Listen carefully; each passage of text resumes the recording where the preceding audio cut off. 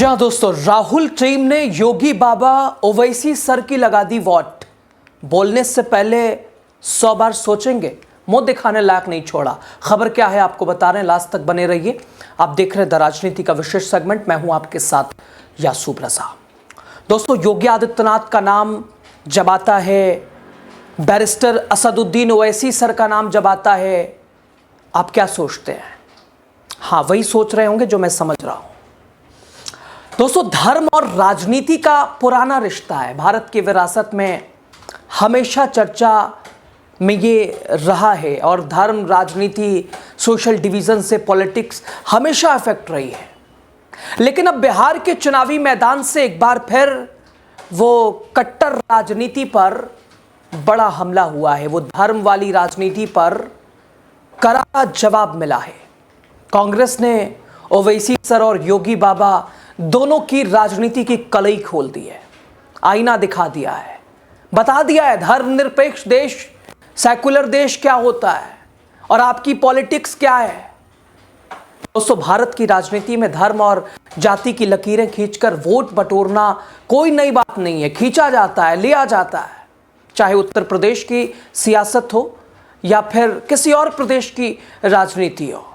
अभी बिहार में ही देख लीजिए आप, धर्म वाली राजनीति और उसी के सहारे वोटों को साधने की कोशिश। और बिहार में तो ये समीकरण बहुत ज़्यादा चलते हैं, लोग लुभ जाते हैं, लोग खिंचे चले आते हैं धर्म के नाम पर, जाति के नाम पर।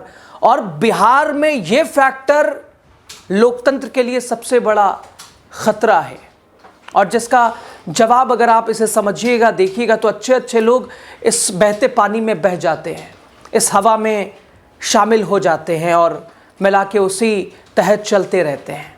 लेकिन ये लोकतंत्र के लिए खतरा है। और जब से भारतीय जनता पार्टी की सरकार आई है, तब से ये आम हो गया है, यही राजनीति का आधार हो गया है, यही मुद्दा बना हुआ है। आमतौर पर हिंदू मुस्लिम, मंदिर मस्जिद, हालांकि ये कोई नई बात नहीं है दोस्तों, हमेशा इसका इस्तेमाल किया गया। लेकिन सवाल क्या रुकेगा, नहीं रुकेगा, या आधार यही बना रहेगा? कांग्रेस ने तगड़ा जवाब दिया है उत्तर प्रदेश से लेके बिहार की सियासत के ऊपर और ऐसी राजनीति करने वालों के ऊपर आईना ऐसे दिखा दिया है कि देख लो साहब, क्या हो, क्या करते हो, समाज के लिए कितना बड़ा खतरा ये है और आप खुद बने हुए हैं। असदुद्दीन ओवैसी जो खुद को मुसलमानों की आवाज़ बताते हैं, अक्सर ऐसे बयान देते हैं जो दूसरे समुदायों के बीच दूरियां बढ़ाता है। हालांकि भारत जैसे देश में ओवैसी की राजनीति की कोई जगह है नहीं है। ओवैसी की राजनीति एक झलक में आप देखिए। शिवाजी की आर्मी का जनरल मुसलमान, छत्रपति शिवाजी महाराज का नेवी का इंचार्ज मुसलमान, छत्रपति शिवाजी महाराज का फाइनेंस मिनिस्टर मुसलमान, और ये जो मुगलों की फौज आई उसमें भी हिंदू लोग हैं, उसमें भी हिंदू लोग हैं। मगर पूरा हो क्या रहा है, नहीं नहीं तुम करे, तुम गए। अरे 500 साल पहले जो हो रहा, अगर मैं जिम्मेदार तो फिर ये 2000 साल पहले या 1500 साल पहले हुआ या 800 साल पहले, उसका क्या करेंगे? दूसरी तरफ योगी आदित्यनाथ जो उत्तर प्रदेश के मुख्यमंत्री हैं, जिन्हें अखिलेश एकरंगी बोलते हैं, भगवा धारण वस्त्र किए हुए योगी आदित्यनाथ, उनकी राजनीति और उसका आधार क्या है सब आप बेहतर जानते हैं। अपने हिंदुत्व वाले तेवर, धर्म आधारित राजनीति के लिए जाने पहचाने जाते, कटेंगे बटेंगे और कुछ भी। आप जरा देखिए, सुनिए, समझिए, फैसला कीजिए। राष्ट्र से बढ़कर के कुछ नहीं हो सकता, कुछ नहीं हो सकता। और राष्ट्र तब सशक्त होगा जब हम एक रहेंगे, नेक रहेंगे, तभी नेक रहेंगे। बटेंगे तो कटेंगे। आप देख रहे हैं ना, बांग्लादेश में देख रहे हो ना, तो वो गलतियां यहां नहीं होनी चाहिए। बटेंगे तो कटेंगे, एक रहेंगे तो नेक रहेंगे, सुरक्षित रहेंगे और समृद्धि की पराकाष्ठा को पहुंचेंगे हमें विकसित भारत की संकल्पना को साकार करने के लिए कार्य करना है। मैं एक बार फिर से राष्ट्रवीर दुर्गादास राठौर जी के इसी चरणों में कोटि कोटि नमन करते हुए, आज उनकी भव्य प्रतिमा यहां पे लगी है। राष्ट्र के प्रति समर्पण और श्रद्धा का भाव जिन्होंने अपने शौर्य और पराक्रम से दिया था, वह श्रद्धा का भाव हमारे मन में सदैव बना रहे, इस विश्वास के साथ आप सबको एक बार फिर से जन्माष्टमी की इस पावन तिथि पर हृदय से बधाई देता हूं। दोस्तों, आपने दोनों को सुना, दोनों की राजनीति को देखा, समझा, और आज से नहीं, आप हमेशा देखते रहते हैं। और एक बार फिर बिहार में यही बयार चली है।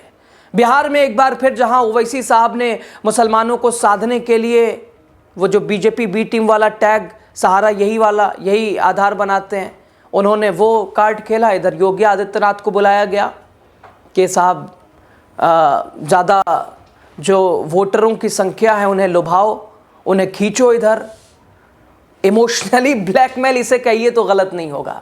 दोनों की राजनीति और राजनीतिक शैली में एक समानता है, धर्म के नाम पर ध्रुवीकरण की कोशिश, भावनाओं को भुनाने की रणनीति। अब इस कट्टर राजनीति के खिलाफ कांग्रेस ने मोर्चा खोल दिया है। कांग्रेस ने साफ दिखा दिया है, बता दिया है राजनीति की कहाँ जगह है और किस विषय पर राजनीति होनी चाहिए। लोगों से भी आग्रह कर दिया है कि ऐसे लोगों के झांसे में आने से बचने की ज़रूरत है। आमतौर पर हम भावनाओं में बह जाते हैं, दिल पे ले बैठते हैं, जो कि आपके लिए, आपके लोकतंत्र के लिए, संविधान के लिए, आपकी सरकार के लिए, आपके विकास के लिए, आपके बदलते हालात के लिए, अपने भविष्य के लिए, वर्तमान के लिए, पूर्व के लिए खतरा है। पटना में आयोजित प्रेस कॉन्फ्रेंस में कांग्रेस नेता तारिक अनवर ने कहा, ओवैसी योगी आदित्यनाथ दोनों ऐसे नेता हैं जिन्होंने हमेशा समाज को बांटा है, दोनों ऐसे नेता हैं जिन्होंने हमेशा ध्रुवीकरण की राजनीति की है, दोनों देश के लिए खतरा है, दोनों ने न जाने कितने लोगों को भटकाया है, बहकवाया है। धर्म की राजनीति का आईना दिखाकर समाज को बांटने का काम ये करते हैं। बस ये लोग एकता की बात नहीं करते, ये लोग देश में गंगा जमनी तहजीब की बात नहीं करते, बल्कि समाज में नफरत की दीवार कैसे खड़ी होगी, नफरत नफरत, और बस इनकी राजनीति का मतलब नफरत है। ये नफरत फैलाना जानते हैं, नफरत करना जानते हैं, लोगों के दिलों में नफरत ही नफरत बस पैदा करना जानते हैं। तारिक अनवर ने कहा कि बिहार की जनता अब इस खेल को समझ चुकी है, चाहे ओवैसी की राजनीति हो, उस पर भी लोगों का तगड़ा जवाब आने लगा है, रिएक्शन आने लगा है, एक्शन का रिएक्शन होने लगा है, राजनीति उजागर हो चुकी है। इधर योगी आदित्यनाथ की कोशिश, भारतीय जनता पार्टी की नीति, योगी आदित्यनाथ को लाके उसे भी जनता जवाब देने के मूड में है, धर्म राजनीति से ऊपर उठकर। और इसीलिए बिहार का ये चुनाव कई चुनावों से अलग माना जा रहा है। और अब तो वोट परसेंटेज भी चुनाव आयोग ने अपडेट कर दिया कि लो 1% और बढ़ गया, पिछला वाला कहीं कुछ मिस हो गया था। खैर, पहले चरण के मतदान में लोगों ने बदलाव के लिए वोट दिया है। कांग्रेस कह रही है जनता कट्टरपंथ के बजाय विकास की राजनीति चाहती है, लेकिन ऐसे लोग करना नहीं देना चाहते, ऐसे लोग उसमें दीवार बनने की कोशिश करते हैं। अनवर ने साफ कहा, साफ शब्दों में कहा, जो एक समुदाय की एकता की बात करता है वो दरअसल समाज को बांटना चाहता है। सेकुलर देश में ऐसी राजनीति की कोई जगह नहीं। हालांकि संविधान जरूर उन्हें इजाजत देता है अपनी बात बड़ी आजादी से, स्वतंत्रता से जो चाहे करे, जो चाहे पहने, जिसे चाहे माने, लेकिन ऐसे ये लोकतंत्र के लिए तारिक अनवर खतरा बता रहे। उन्होंने ओवैसी योगी आदित्यनाथ दोनों को कट्टरपंथी करार दिया। कांग्रेस नेता के मुताबिक इस तरह की राजनीति देश को कमजोर करती है, लोकतंत्र को हल्का करती है, क्योंकि जब समाज में नफरत बढ़ती है लोकतंत्र की नींव हिलती है। और आमतौर पर भगवान ने जब आप में कोई अलग अलग चीज़ें नहीं रखी कि भाई उस जाति के लोग ऐसे हैं, इस जाति के ऐसे हैं, वो ऐसे हैं, वो ऐसे हैं, तो हम आप क्यों इसमें विभाजन करने की कोशिश। लेकिन अपनी राजनीति, सत्ता और न जाने सत्ता और राजनीति की देन क्या आज देश 47 में बटा। तारिक अनवर ने राहुल गांधी की यात्रा का जिक्र करते हुए यह भी कहा कि कांग्रेस का मकसद लोगों को सचेत करना है, लोकतंत्र की हिफाजत करना है, लोकतंत्र को बचाना है। राहुल का संदेश जनता तक पहुंच चुका है और इसका असर पहले चरण के मतदान में साफ दिखा है। उन्होंने कहा वोट चोरी या झूठे वादों का दौर खत्म होना चाहिए, क्योंकि बिहार की जनता जाग चुकी है। बिहार की जनता ने जागरूकता के साथ मतदान किया है। तो अब सवाल यहाँ यह है कि क्या बिहार की जनता वाकई कट्टर राजनीति को नकार रही है या अभी भी दिल पे लेके बैठी है, और इससे दूर करना, ऐसी राजनीति के झांसे में आना हमारे लिए कैसा है? या फिर ओवैसी और योगी की ये ध्रुवीकरण वाली राजनीति एक बार फिर रंग दिखाती रहेगी, अपने आप को भुनाती रहेगी, अपनी अपनी राजनीति को सधाती रहेगी? क्या समझते हैं? कमेंट कीजिए, बताइए। आपकी राय खबर पे ज़रूरी है। लास्ट तक आप बने रहे। आपका बहुत शुक्रिया।